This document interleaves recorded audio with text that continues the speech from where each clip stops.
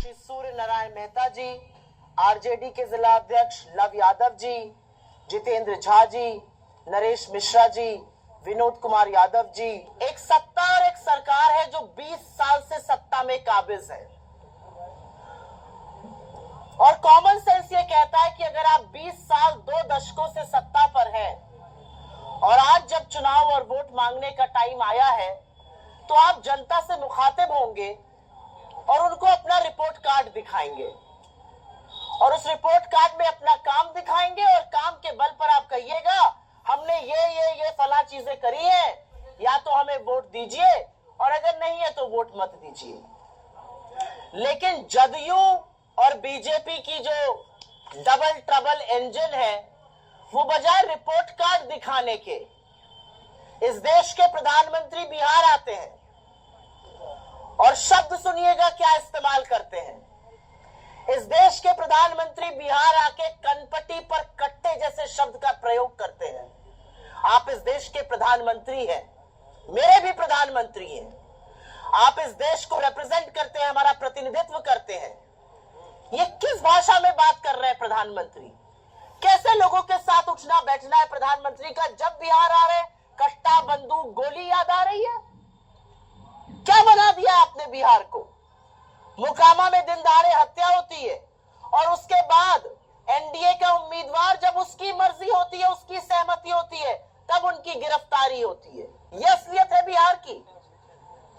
इस देश ने प्रधानमंत्री देखे हैं और संक्षिप्त में ये बोलकर मुद्दे पर बात करूंगी। इस देश ने वो प्रधानमंत्री देखे हैं जिन्होंने इस देश में आईआईटी, एम्स, बार्क, इसरो जैसी संस्थाएं बनाई, कोसी में 14 किलोमीटर लंबा बांध बनाया।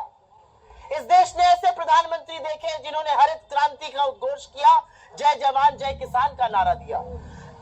इस देश ने ऐसे प्रधानमंत्री देखे जिन्होंने पाकिस्तान के 2 टुकड़े करके विश्व का भूगोल बदला, बैंकों का राष्ट्रीयकरण किया, हमें एक परमाणु शक्ति बनाया।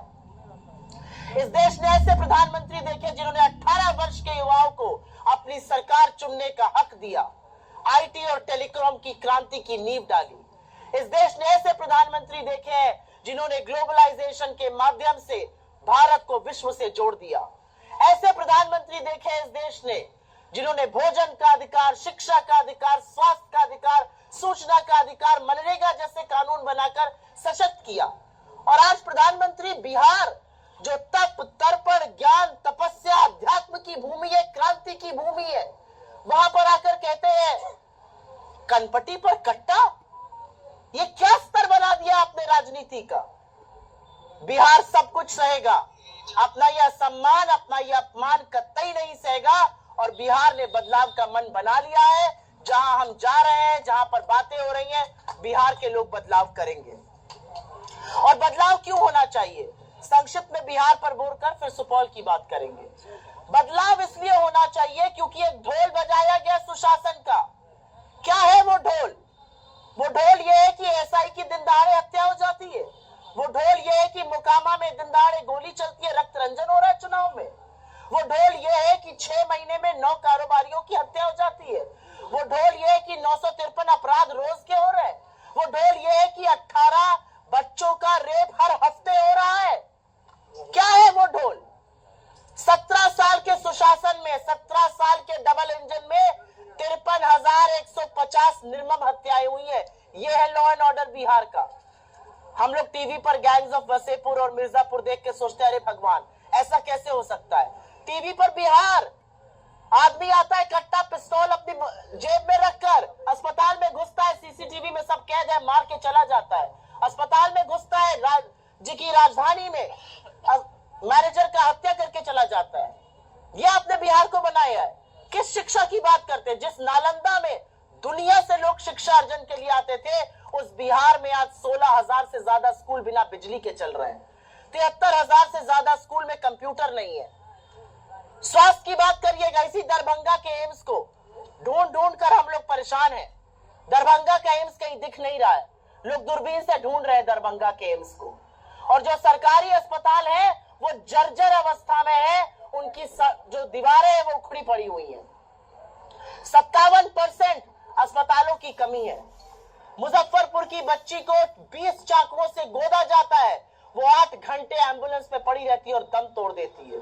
ये लॉ एंड ऑर्डर और ये स्वास्थ्य की कहानी है। नीति आयोग जिसके चेयरमैन खुद प्रधानमंत्री नरेंद्र मोदी है, उनका कहना है बिहार देश के सारे राज्यों में सबसे गरीब है। बिहार की औसतन आय ओडिशा की 1/3 और झारखंड की आधी है। ये बिहार जो चीनी का कटोरा होता था, जो राष्ट्र के चीनी उत्पादन में 27% की भागीदारी रखता था, अब 2% की भागीदारी रख रहा है। कब आएंगे मोदी जी? चुनाव दर चुनाव बीता जा रहा है। वो तो चाय पीने आने वाले थे चीनी की। बिहार में 1.25 लाख करोड़ का पैकेज आया था, याद है ना?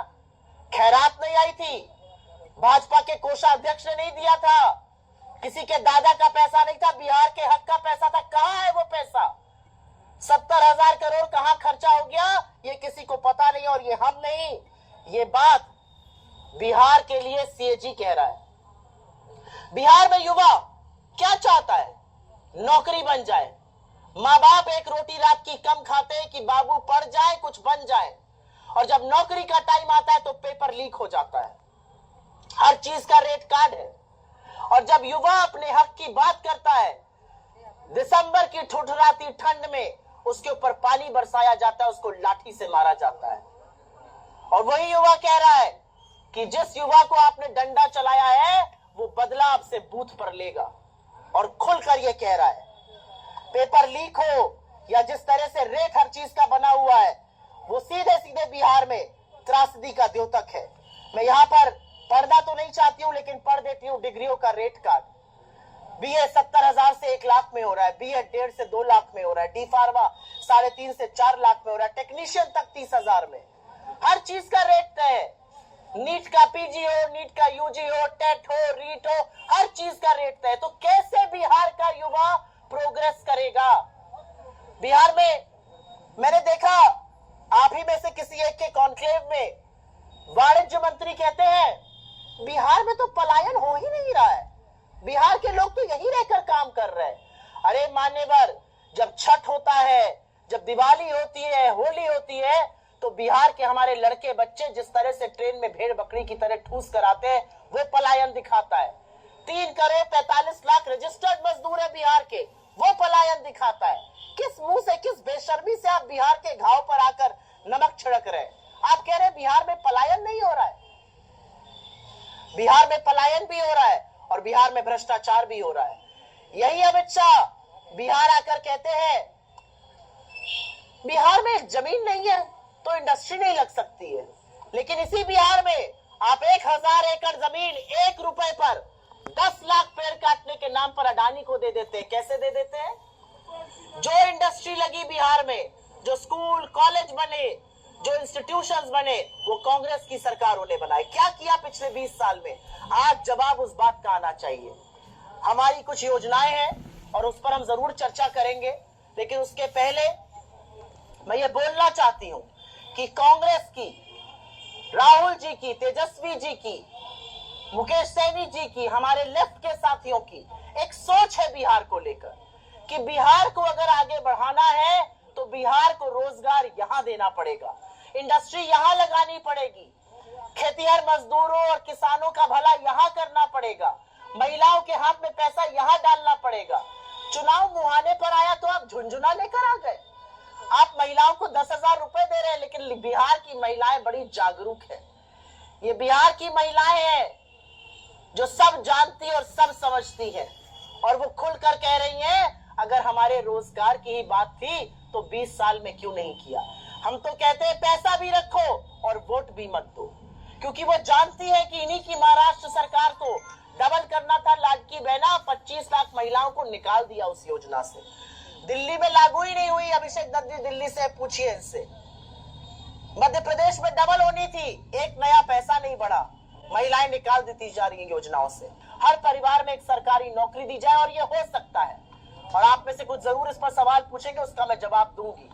हमारी योजना है कि एमएसपी दिया जाए, हमारी योजना है कि पलायन को रोकने के लिए यहाँ पर रोजगार बने, हमारी अति पिछड़े और महादलितों को लेकर योजना है। और जब राहुल जी और मुकेश सैनी जी कल एक पोखरा तालाब, जो यहाँ पे हमारे यूपी में उसको पोखरा कहते हैं, यहाँ पर पोखर कहते हैं शायद, जब वो उतरते हैं तो